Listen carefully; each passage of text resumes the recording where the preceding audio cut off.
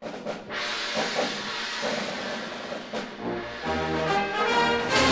and welcome to your weekly look at Tiffin University basketball. We're calling it Tiffin University Dragon Basketball Weekly. Hi everybody, I'm Snyder, voice of the Tiffin University Dragons. To my left, head women's basketball coach Miriam Justinger. Coach, how are you doing today? Doing good, Russ. Thanks. How are you? I'm doing great. How many days is it until the season gets going? 4 days. First game's Friday. Wow. So, you've transitioned recently from the conditioning point of the fall. Let's talk about that for a minute. You kids went on this great run last year.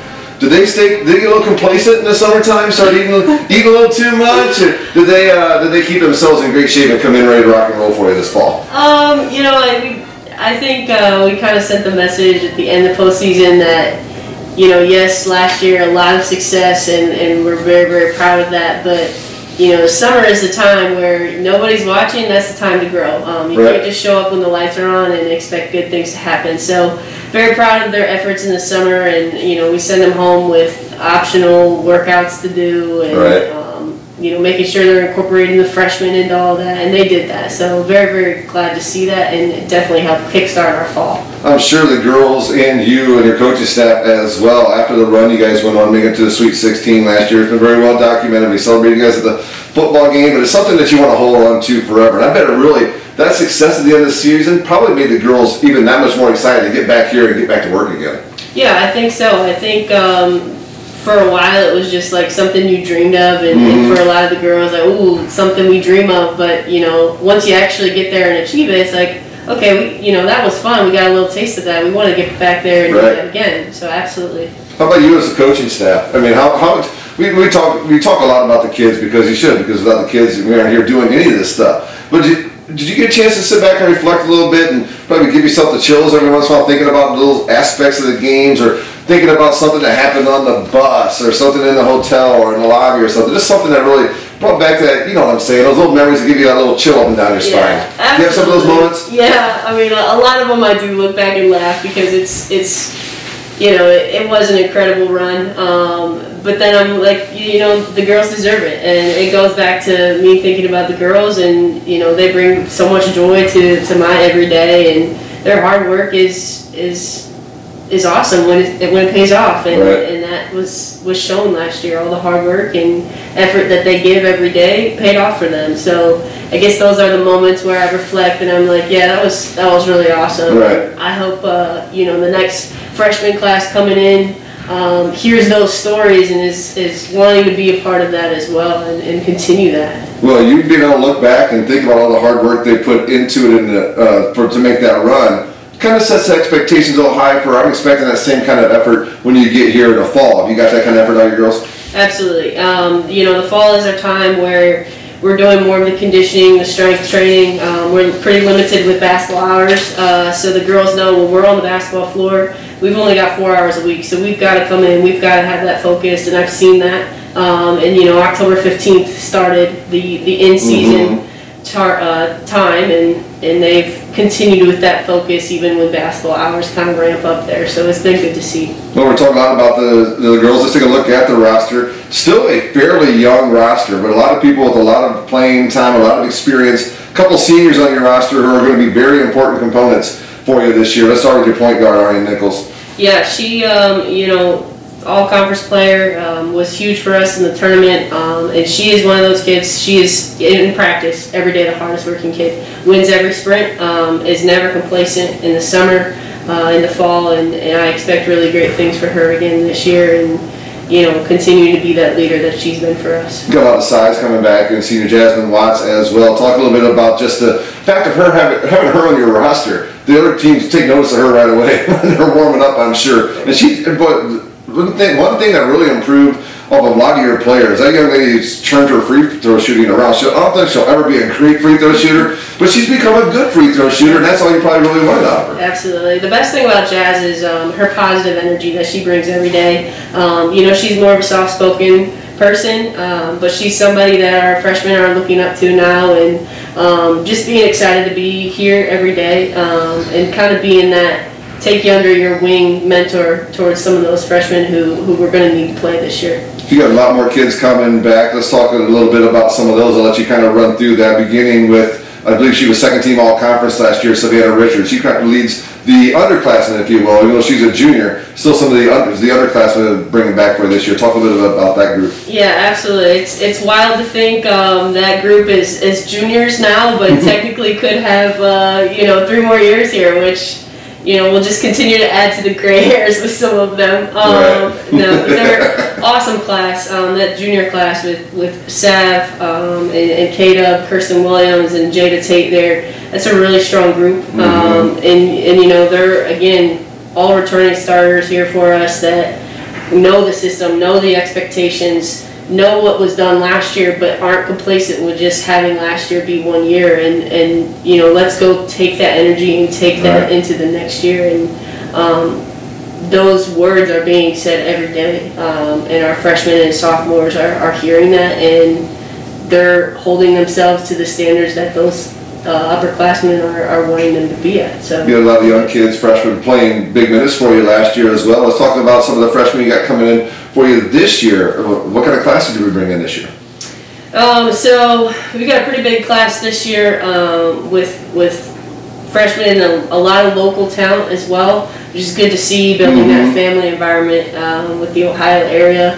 But I think it's an open playing field. It's just because you're a senior doesn't mean you're going to get the minutes. If you're junior, these freshmen are coming into work, and all of them were outstanding players at their high school. The game's faster, everybody's stronger, everybody's a little more athletic, but they've adapted well so far, so I'm excited to see what they're going to do here with the games and going against some real competition.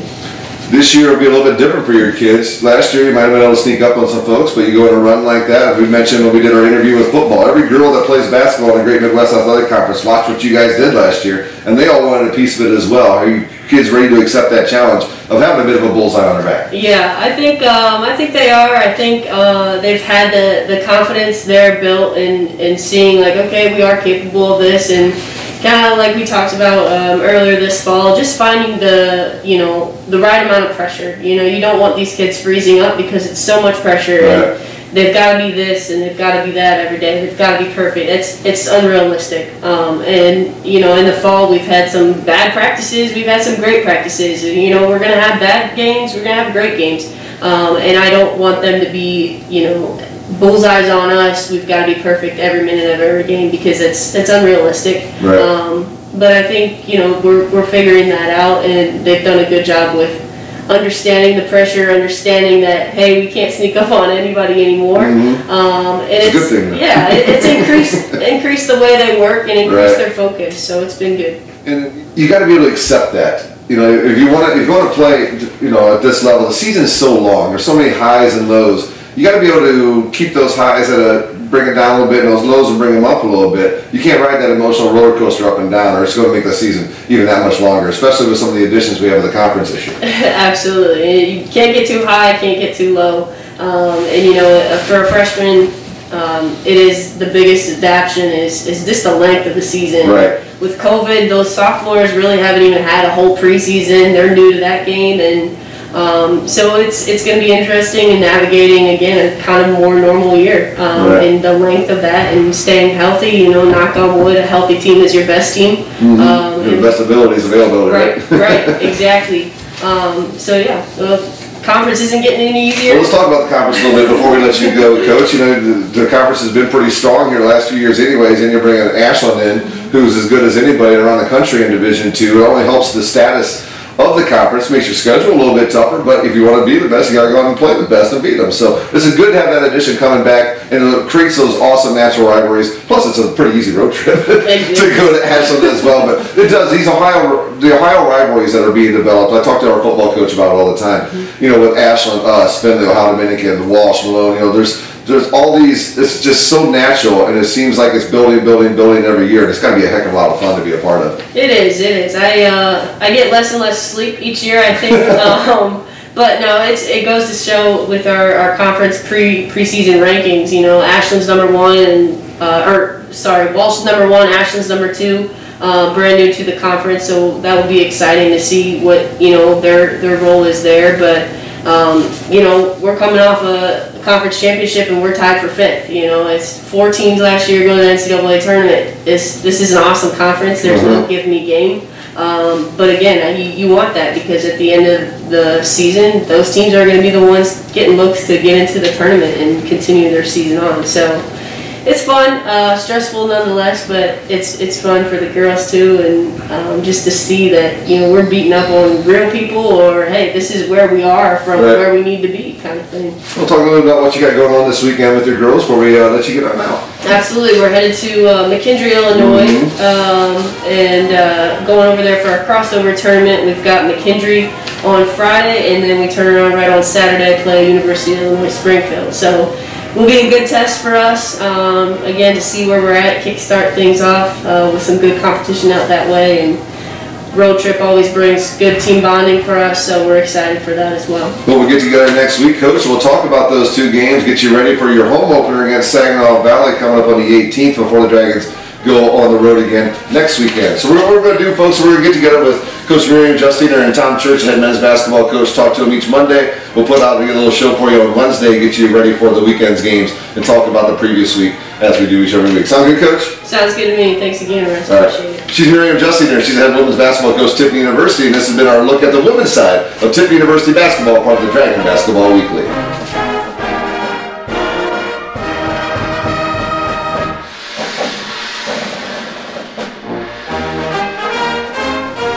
Hello and welcome back to Dragon Basketball Weekly. Now it's time to take a look at our men's side of the program. My left, Mr. Tom Church, head men's basketball coach. Coach, how are we doing today, sir? I'm doing great. Thanks for having me on. All right, we're going to take a look at our men's team here. Basically what we're going to do, folks, over the next however long the basketball season will take us, we're going to sit down with the men's and women's side, talk to them about what they did over the previous weekend, preview the upcoming weekend, and get you ready for Dragon basketball each and every week. You can catch the program every Wednesday at noon. We will put it out. And you can catch my talk with Coach Tom Church as part of our pregame on the home games when we have this opportunity. So thank you so much for making time for us. And we'll be long gone. You guys will be out there playing a little basketball right around the corner. We had a scrimmage this past weekend, and I know everybody's excited. And our first home game is less than 2 weeks away, so we're ready to get going. Well, you have a few exhibition games. You had a chance to take your kids to a couple historical venues. I know how much you like to do that. I know how much it means. You think it means to your kids, and I think you're absolutely right to go play some basketball in some of these great venues, and then go ahead and put on a good show and a good showing by your kids as well. Yeah, I mean, we love doing those things. It was a great weekend, a great couple of days for us. We got to play in Freedom Hall, where Louisville used to play. There's been multiple national championships there, and then we get to go to Hoosier Gym, where the film, the movie was filmed. Did you measure the rim? Yeah, we did measure the rim, and then we got to play in Hinkle. You know, you know, those 3 venues, I mean, it just doesn't get much better than that. And we got to spend some time together. We watched some game film. We played against, you know, obviously 2 quality opponents, and we played really, really well. I mean, we got a lot out of it, you know, playing that weekend. So there was some bonding time, but there was also a time where, you know, we were able to look at the film and work on some things that we know that we needed to work on. That's what I was going to ask you. The bonding part of going on these early, you know, preseason exhibition trips, you know, just getting away from school and just being able to, you know, get in a hotel room, maybe somebody you never roomed with before, that kind of stuff's very important. But also it's important to go out there and play quality competition as you get to figure out your rotation and everything as well. Absolutely. I mean, Bellarmine is picked to finish, I think, 2nd or 3rd in the Atlantic Sun. Butler was picked to finish 6th in the Big East, and we went out and played extremely well. And there's, you know, athletes are creatures of habit, so it was a chance for us, you know, to go through a scouting report, to go through our shoot around, and just get acclimated with how we're going to do that going into our first weekend in St. Louis. We've talked before we had a chance to do this, and one of the things that you mentioned to me about your team as you get ready for this year is you're really excited about the depth you have in the backcourt this year. It's incredible. You know, we didn't have Luke Johnson and Trent Williams for that first weekend against Bellarmine and Butler, and you know, we were on ESPN Plus on Thursday. And you know, I had to do a little interview for them, and they said, "Well, are you worried being out with who you feel might be your top 2 guards?" And I said, "Not at all." I said, "Our depth is incredible." So it's the deepest team that I've ever had, particularly at the guard position. But we've got a lot of veterans back. We've got an older group. Yeah. So it's going to be exciting, and we had a chance to have Trent back for the scrimmage this past Saturday. So Luke's a couple weeks away, but when we're at full strength, you know, we're going to have a chance at, I think. This is probably your deepest and most athletic bunch you've had since you've been here at Tiffin University, would you say? There's no question. As my time as a head coach, I told them on the ESPN broadcast that I said, I think this is not only my deepest team, but probably my best team, particularly at the guard position, just because of the weapons that we have. A lot of scoring and good ball handling on the outside. Let's talk about the guys on the inside. You got a lot of experience coming back there as well. Yeah, I mean, we basically got, our 4 forwards back from last year, and guys have improved. And going into that second year, we had a lot of one-year guys in Tanner and Braxton, and being able to get that year back. Going into their second year, you can see the improvement. You could just see how they're more acclimated to our system. Right. And obviously having Wesley for a couple of years, and then Delano had a great summer and coming back.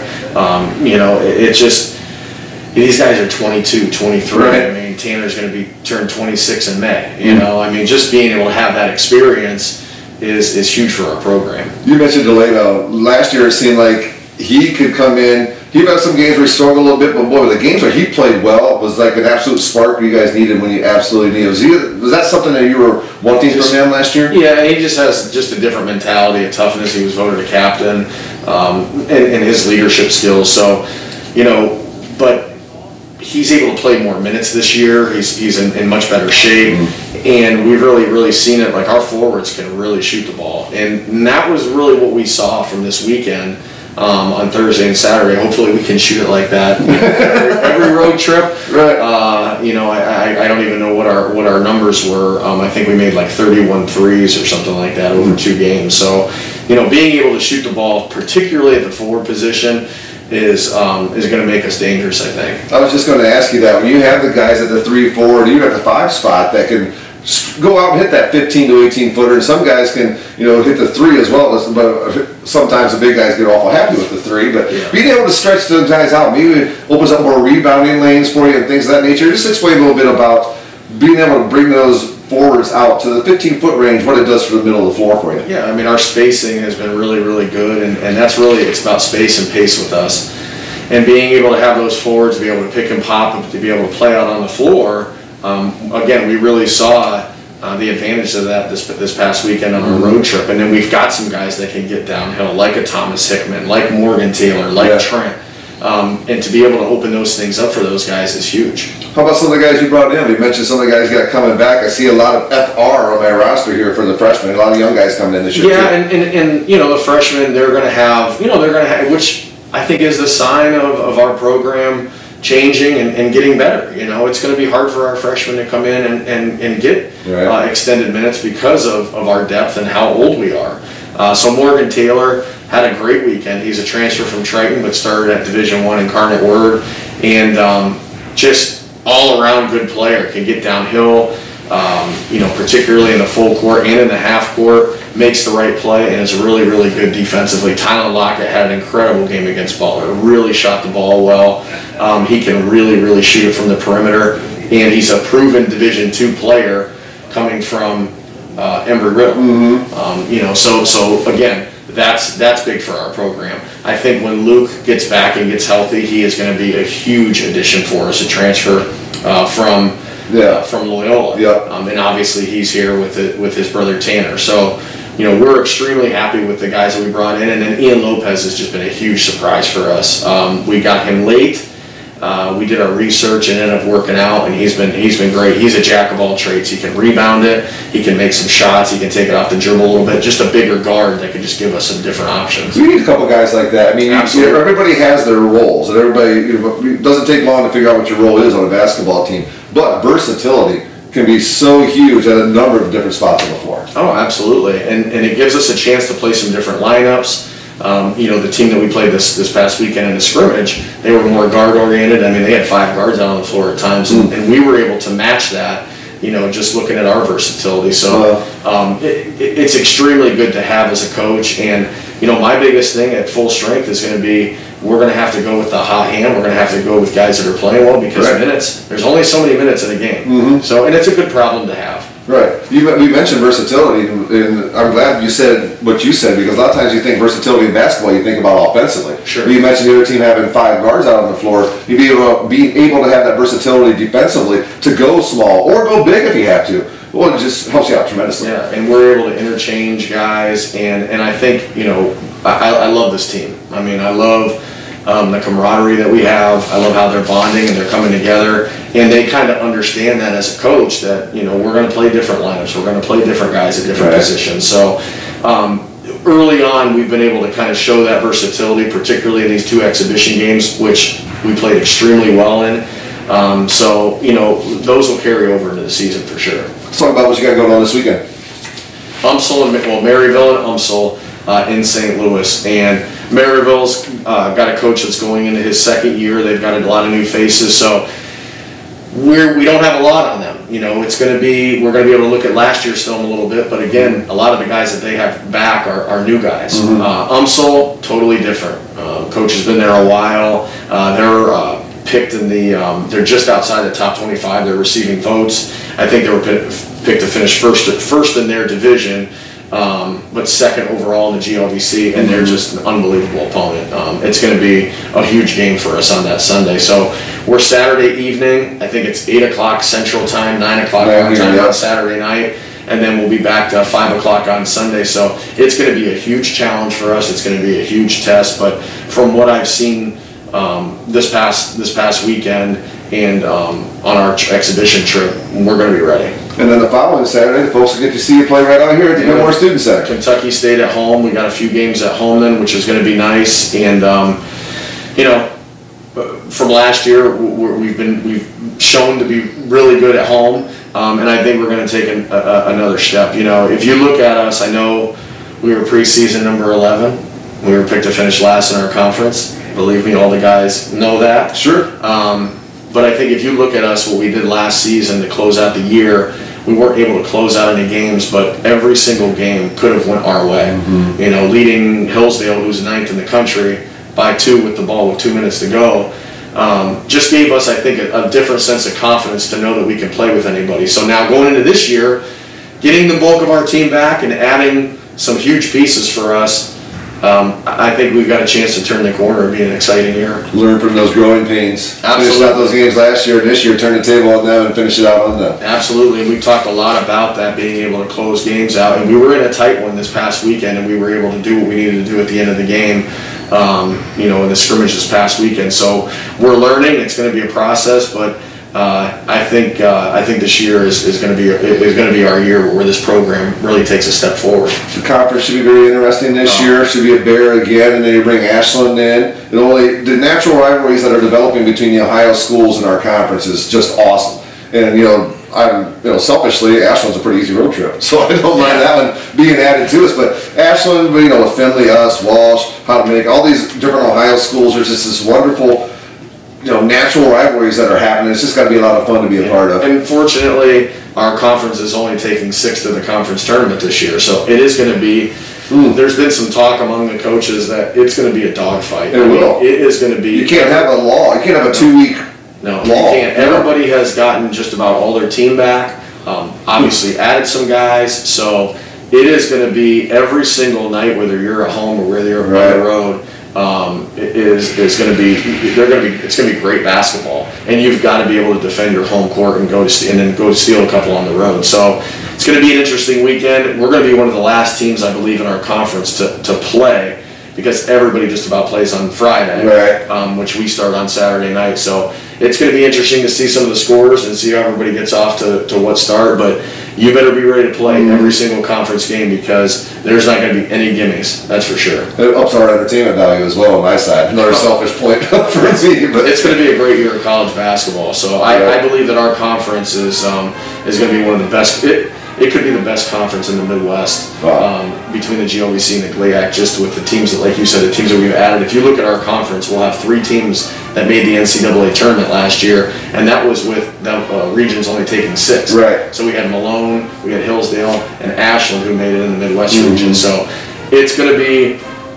It's going to be great basketball, and it's going to be tough every night. And it's going to be a ton of fun. It is. It's going to be a ton of fun. All right, Coach, well, thank you so much for your time. What we'll do is, as I said earlier, folks, we'll get together on Mondays. We'll record this with our coaches. We'll put together a little show for you, have it out on Wednesdays. And if you don't get a chance to see it on Wednesday, it will be on YouTube. If you don't get a chance to see it on Wednesday, it'll be part of our pregame show. as we get ready for the tip-off of the men's game. Coach, thank you so much for your time. We'll talk to you next week after the big weekend. That sounds great. Thank you. All right, this has been your look at Tiffin University basketball on Dragon Basketball Weekly.